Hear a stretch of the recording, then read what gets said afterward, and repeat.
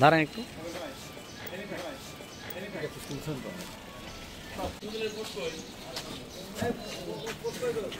চারজন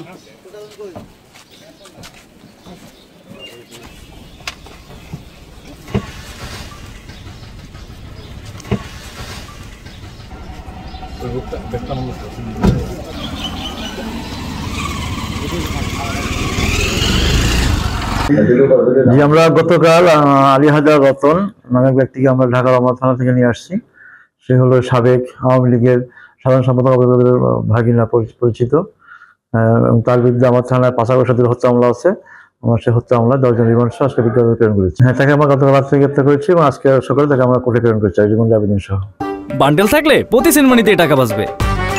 বিকাশ send money bundle কিনে জিতুন প্রতি লেনদেনে।